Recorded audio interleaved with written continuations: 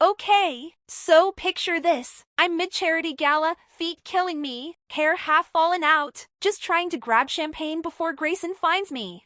Then he yanks my arm into the coat check, breath reeking of whiskey. You're done. I don't need a fake girlfriend too broke to buy her own dress. I froze, deer in headlights froze. For 3 months, I'd been his cover, lying about brunches, laughing at his jokes, using savings for a matching jacket. Now he's dumping me in front of the coat check girl, who's definitely texting her friend about the sad gold digger. Then my phone buzzed. Text from V, asterisk the launch venue's locked. You free to review tomorrow? Asterisk. Grayson saw the screen, snorted. Who's V? Your side piece? Good luck. He'll dump you too when he sees you're a leech. I shut my phone so fast my hand shook. Lila stood across the room, holding cocktails, giving me a look like she knew I'd break. But I smiled. Fake. Bright. Sure. Grayson. I'll get out of your way. And I walked away, touched the Rolex on my wrist, the one Elias gave me with EV engraved, hidden under my sleeve. Because Grayson never got it. I wasn't his doormat. I was waiting for the right moment to stand up. For 3 weeks, my life imploded. Grayson leaked tabloid BS about me being a gold digger, so every client canceled weddings, businesses, even the doggy party lady. I sat on my Brooklyn couch, eating ramen, while Lila paced yelling, "He's a narcissistic piece of shit. Why let him ruin you?" I didn't tell her about Elias, not yet. How do you say I'm dating a reclusive tech tycoon dismantling his company? But when I found a positive pregnancy test in my trash, stared at it an hour shaking, realized this was Grayson's line, I knew I couldn't keep quiet. Lila slammed a beer, that watch with Evie, spill. Now. I laughed, a wet, shaky laugh, but real. I'm done being quiet. V is Elias Voss. We're partners, business and personal. Lila's eyes went wide, grinned, oh my god. You've been playing Grayson this whole time? I nodded, grabbed my phone, texted V, asterisk I'm in. Let's ruin his quarter, asterisk. 2 seconds later, he replied, asterisk meet me at the rooftop bar tomorrow. We'll plan the launch, asterisk. Lila saw the V on my screen, high-fived me, it's about damn time. The next week, I showed up to Grayson's industry party, scouting for Elias's AI launch, but he didn't know. He saw me at the door, sipping a martini, smiled smarmy. Miss me already? I stared deadpan. No. But your top investor over there hired me to plan his daughter's sweet 16. Want me to say hi? Grayson's smile dropped, followed my gaze to Mr. Henderson, his cash cow, waving like we're friends. What's she doing here? I walked away, felt his eyes burning my back, and for the first time in months, I didn't care. The next month was chaos. I planned Elias's sleek warehouse launch, used Grayson's gala tricks to mess up his debut. I forgot the AV team for his keynote, accidentally sent his press release to the wrong list. When he cornered me drunk at a rooftop bar, begging, I'll take you back, stop embarrassing me, I sipped my martini, take me back? You couldn't afford me now. He froze, laughed. You think you're tough? Still the broke planner who begged for this fake relationship. I leaned in, quiet, cold. Difference between us? I work a room. You buy one. Right now, my room's bigger.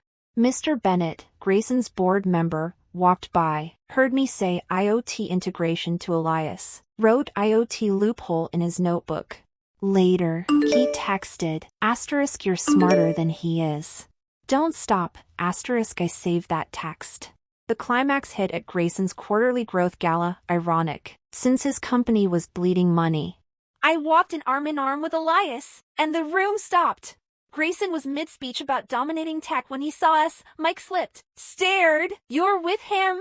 Elias smirked. We've been partners for 6 months, business and personal. Grayson lost it, lunged, grabbed my arm yelling, You're pregnant with MY baby. How could you? I yanked my arm away, looked him dead in the eye. Your baby? You haven't touched me since week 2. This is Elias's, he knew. We planned it. A gasp went through the crowd. Grayson turned pale, stumbled, knocked over a champagne flute. No, you're lying. You're a gold digger. Elias stepped forward, calm but cutting. Actually, Grayson, I outbid you for the $500 million government contract, your bragging one.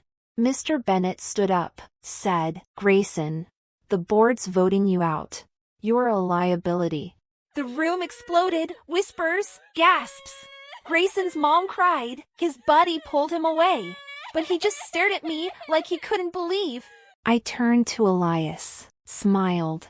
He took my hand. We walked out, and I didn't look back. 2 months later, I quit event planning. Started a nonprofit for gig workers, like me, screwed by rich jerks with trust funds. Lila designed the logo. Elias donated startup money. When I said I don't want revenge, I want to stop others feeling like I did, he kissed my forehead. That's why I love you. He asked me to move in last week. I said yes, but only if private. I don't need the world to know. I need to know I'm happy. He smiled, nodded, whatever you want. Grayson texts me once a month, begs for forgiveness, says he's changed. I delete every message. Some people don't deserve second chances. They just deserve to watch you move on. Yesterday, Lila came over, brought pizza, wine. We sat on my new rooftop. Elias bought the building for the nonprofit. She pulled out an ultrasound photo. He's gonna have your sass. I laughed, held it, stared at the tiny blob, felt the wind in my hair, and for the first time in years, I didn't feel angry or broken. I felt free. You know what's crazy? I said. I used to think Grayson was in control, but he never was. I was. Lila took a bite of pizza, grinned, told you so. I leaned back, looked at the sky, thought about Elias making coffee, the nonprofit, Grayson crying into whiskey. And I smiled. Because here's the thing about being a doormat. Eventually, you realize you're not carpet, you're steel. When you stand up, the world listens. I still wear the Rolex, not because it's expensive. Because it's a reminder, I'm not just Ellie Moore, the broke planner. I'm Ellie Moore, the girl who stood up. The girl who chose herself. And that's the best revenge of all.